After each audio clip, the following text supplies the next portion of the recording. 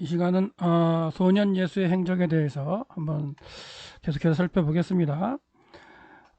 누가복음 2장 40절 보면 아기가 자라고 강하여지고 지혜가 충만하여 하나님의 은혜가 그 위에 있다 해서 예수 그리스도께 아기 예수께서 이제 또한 계속해서 성장하는 그런 모습을 보이고, 소년 예수의 행적이 딱 한 번 기록되어 있습니다. 그 12살 때에 이제 그 행적이 딱 한 번 기록되어 있는데, 그 행적을 한번 우리가 살펴보도록 하겠는데, 누가복음 2장 42절 말씀 보면 예수께서 12살 되었을 때에 그들이 절기의 관례에 따라, 이 절기는 이제 3대 절기가 있죠. 3대 절기. 그래서 6월절을 포함한 무교절, 그 다음에 77절, 초막절이 있는데, 절기 관례에 따라 올라갑니다. 그 날들을 마치고 돌아갈 때에, 그러니까 그 날들을 마쳤다는 얘기는 이제 7일 동안 지키는 6월절이 있고요. 그 다음에 이제 8일 동안 지키는 이제 초막절이 있는데, 그 중에 이제 절기를 지키는 그런 과정 가운데 그 날들을 다 이제 마쳤다는 얘기죠. 아이는 예루살렘에 머무셨더라. 그러나 그 부모는 이를 알지 못했어요. 예. 그리고 이제 동행 중에 있는 줄로 알고 이제 하룻길을 간 다음에 친족과 아는 사람 중에 찾았어요. 이런 일이 있을 수 있을까요? 동행 중에 있는 줄 알았다. 그러니까 무슨 말이냐면, 절기를 다 마치고 이제 고향으로 돌아갈 때가 되어서 사람들이 이제 뭐 아침 일찍 모였겠죠. 새벽부터 이제 출발하게 되니까 모여서 떠나게 된 그 과정 가운데에 이제 예수님은 아마 그때 이제 예루살렘 성전, 결과적으로 성전으로 올라가시는 과정이 되겠고, 그 다음에 나머지 사람들은 숙소에서 갈릴리로 이제 돌아가는 그런 과정이 될 거예요. 그래서 결과적으로 이제 동행 중에 있는 줄 알고 이제 하룻길을 가게 됐는데, 그 소년 예수는 성전으로 갔고, 그 다음에 무리들은 이제 하룻길을 갔다가 고향 갈릴리로 가기 위해서 간 그런 상태에서 하룻길을 가서 아마 여리고쯤에 갔을 때에 이제 그 저녁에 여리고에 머물면서 이제 저녁에 같이 가족들이 모여야 되잖아요.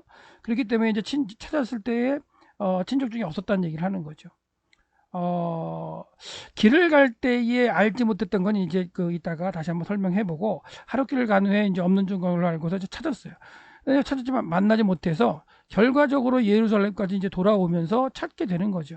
그래서 이틀 정도, 그러니까 하룻길을 갔기 때문에 아이를 찾으면 길에서 또한 잊어버렸나 해가지고 찾으면서 오는 그런 과정이 이틀은 걸렸을 것 같고, 그 다음에 사흘째 되는 때에 성전에서 소년 예수를 만난 거죠. 그런데 이제 그때 모습을 보니까 선생들, 랍비들이죠. 랍비들 중에 앉으셔서 랍비들과 함께 랍비들에게 듣기도 하고 또 묻기도 하셨다는 얘기를 하는 거예요. 근데 예수님께서 이제 묻기도 하고 듣기도 하는 그런 대화를 나눈 가운데 듣는 자가 다 그 소년 예수의 지혜를 듣고 그에 또한 대답하는 것을 놀랍게 여겼다, 이런 말씀을 하고 있습니다. 그의 부모가 보고 놀라며 그의 어머니는 이르되, 아이야, 어찌하여 우리에게 이렇게 하였느냐. 그러니까 왜 찾게 하느냐 그러는 얘기죠. 보라, 내 아버지와 내가 근심하여 너를 찾았다라고 지금 얘기를 하고 있죠, 어머니가. 예수께서 뭐라고 말씀하시냐면, 어찌하여 나를 찾으셨나이까. 내가 내 아버지 집, 곧 지금 성전이죠, 성전. 성전에 있어야 될 줄을 지금 알지 못하셨나이까, 이렇게 대답하죠.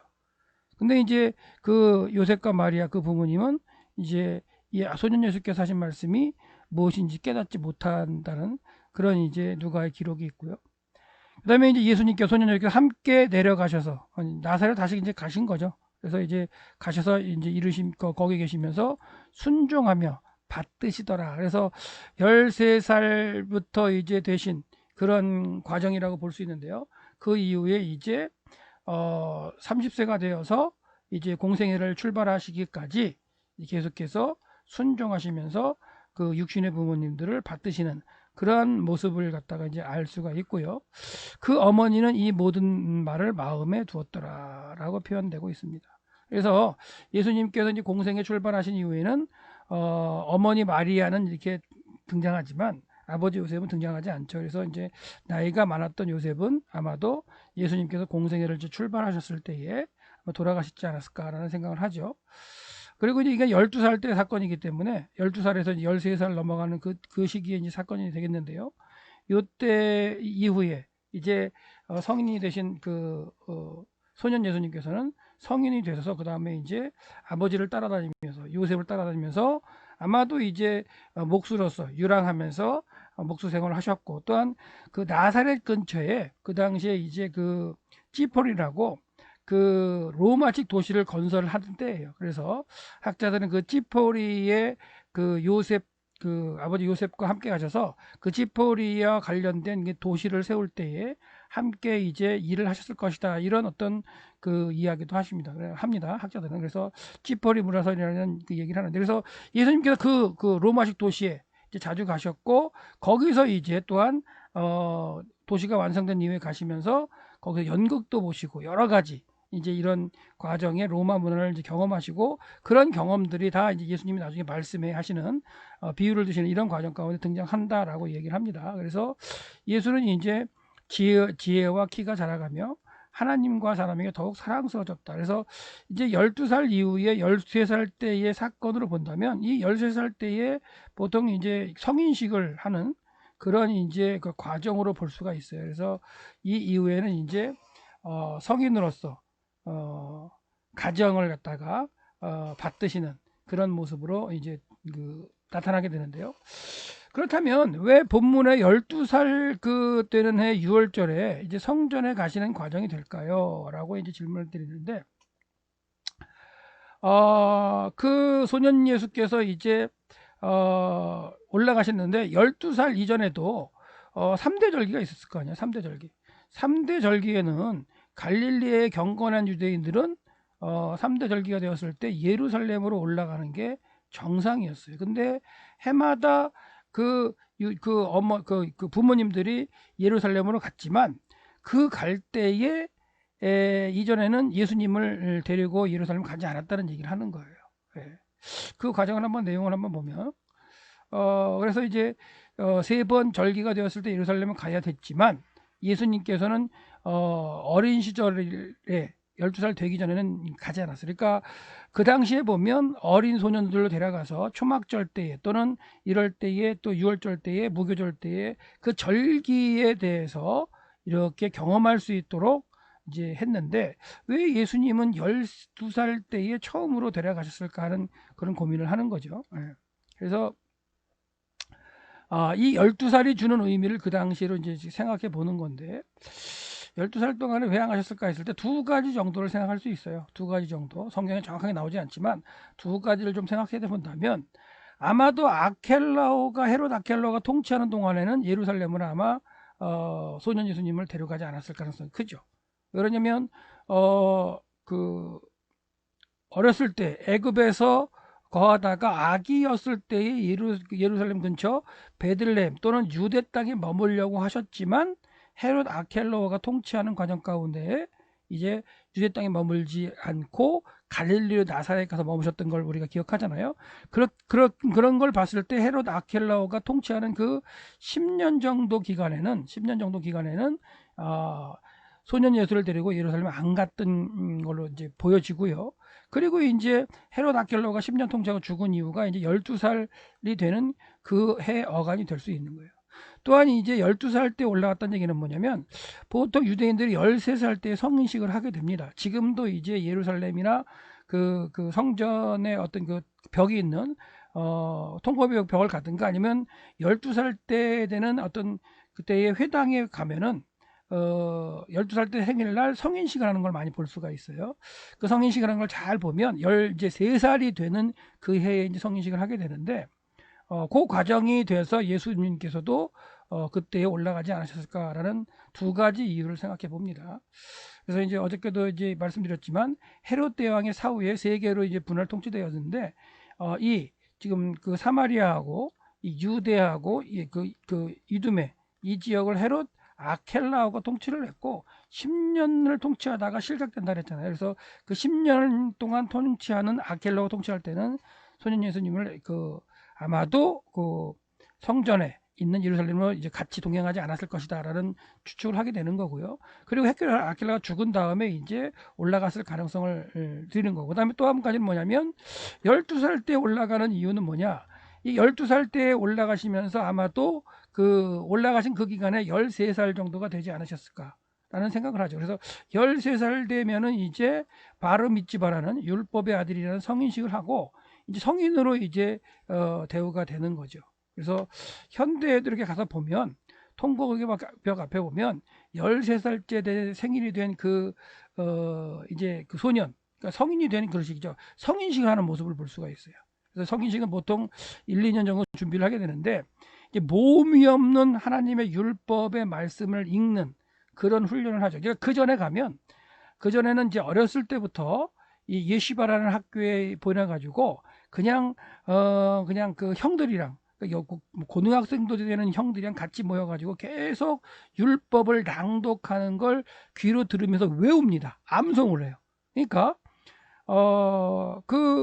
좀 그래도 나이가 먹은 그 성인들, 그러니까 뭐 중학교 이상 고등학교 되는 그 형들이 막 외우는 그 외우는 걸 그냥 귀로 들으면서 같이 외우면서 시간을 갖다가 지나면 어느 정도 그냥 율법을 자연스럽게 외우게 되죠. 그 외웠던 걸 이제 읽을 수 있는 그 상태가 되도록 1, 2년 정도 준비를 하고요.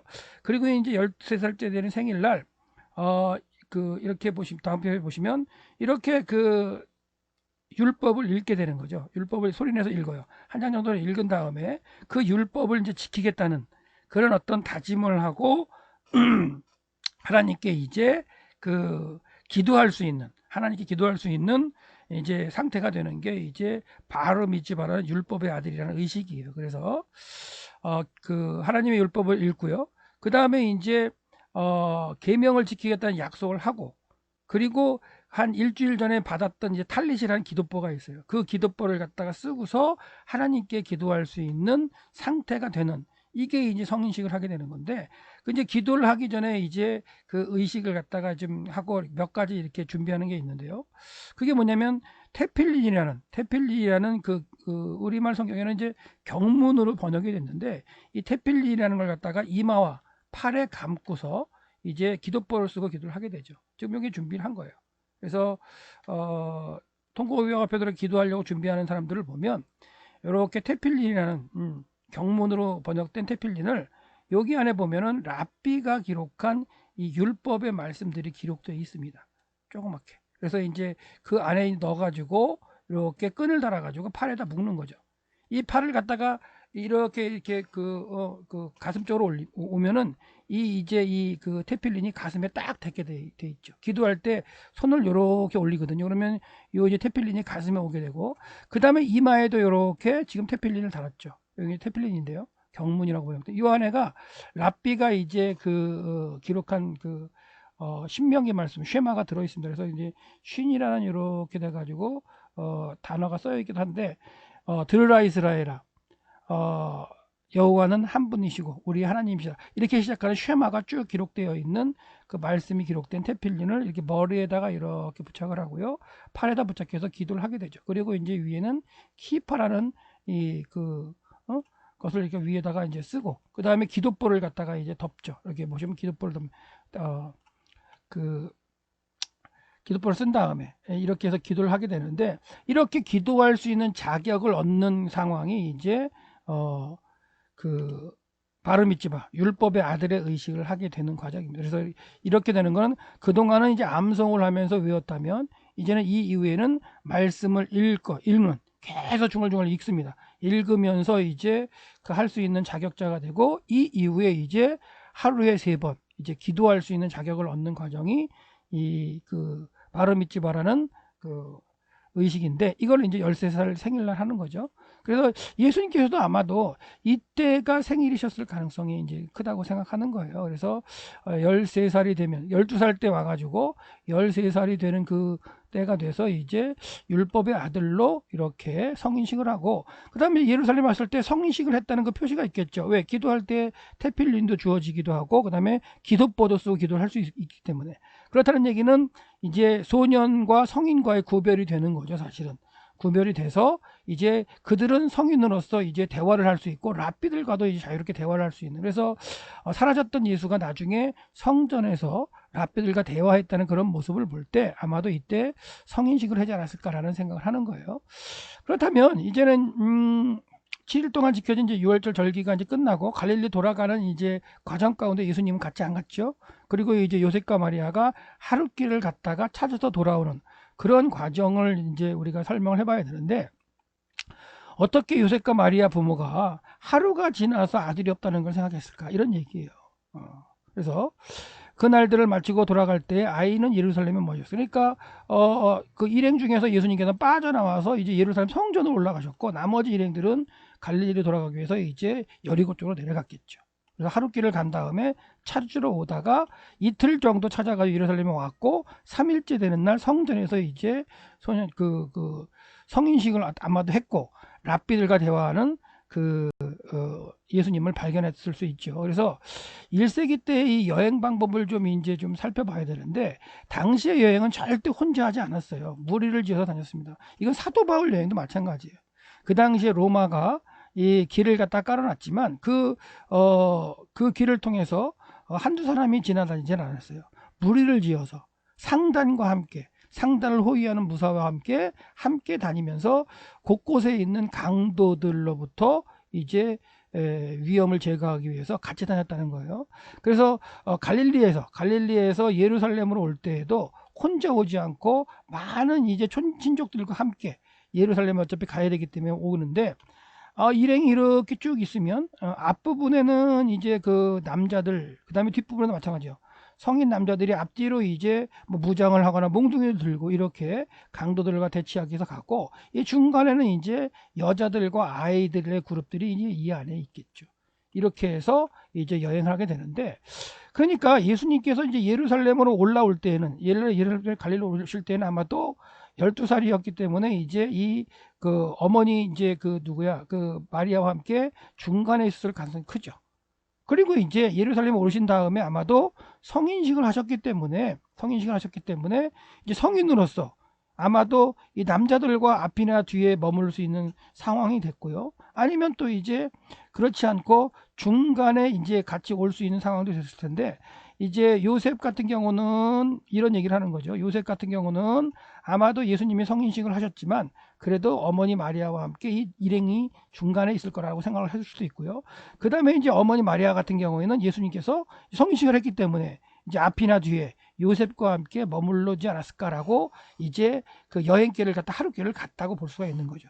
그리고 이제 저녁이 되어서 여리고쯤 가가지고 이제 함께 이제 숙을 하기 위해서 이제 아니죠, 소년 예수님을 찾았는데 그때 없는 걸 발견한 거죠. 그러니까 앞에도 서지 않았고 중간에도 있지 않았고. 왜요? 성전에 가셔서 랍비들과 대화를 했기 때문에 그렇다는 얘기죠. 그래서 그런 상황으로 이제 찾지 못한 여행길에 알 수 없었던 하룻길을 가서야 찾았다는 그런 이야기들을 갖다 그 당시의 풍습으로 이해할 수 있고요. 그 다음에 이제 하룻길을 간 다음에 찾아오는 과정이기 때문에 이틀을 걸릴 수 있죠. 그러니까 무슨 말이냐면 예루살렘에서 이제 광야길을 통해서 이제 쭉 해서 여리고까지 이제 내려간 거죠. 여리고까지 내려간 상태에서 아마도 이제 뭐 하루를 갖다 머물렀고요. 거기서 이제 밤에도 여행할 수 없죠. 이제 강도들. 그래서 여행할 수 없기 때문에 이제 찾아서 올라오는 과정이 됐고, 이 찾으면서 올라오는 과정이기 때문에 여리고에서 예루살렘 길이가 하룻길이지만 아마도 중간에 아마 여인숙에서 하룻밤 머물고, 그 다음에 또 찾으면서 또 올라와서 또 예루살렘에 왔고, 사흘째 되는 날 성전에 가서, 혹시 몰라 성전에 가가지고 이제 소년 예수, 성인식을 한 그 예수님을 만나는 과정이지 않을까라는 거예요. 그래서 사흘 만에 요셉과 마리아가 소년 예수님을 만났고 예루살렘 성전에서 만났다는 거. 그리고 이제 이때 이제 마리아가 뭐라 하냐면, 아이야 어찌하여 우리에게 이렇게 하였느냐, 보라 내 아버지와 내가 너를 근심하여 찾았다 했을 때 예수님의 대답은 뭐냐면, 내가 아버지 집에 있어야 할 것을, 내가 아버지 집에 있어야 될 줄을 알지 못하였나, 이런 대답을 했는데 전혀 이제 알아듣지 못한 거죠. 그러니까 성인식을 한 어떻게 보면 이제 예수님께서는 13살 이제 이 되시면서 아버지 집에 기도하면서 랍비들과 대화하면서 하는 그런 모습으로 성전에 남아 계셨던 그런 모습으로 이제 우리가 생각해 볼 수 있는 거죠. 그래서 요셉과 마리아는 소년 예수께서 성인식을 한 그 예수님께서 하신 말씀을 깨닫지 못했다라는 얘기를 하고, 그다음에 마음에는 두었다 이런 표현을 하죠.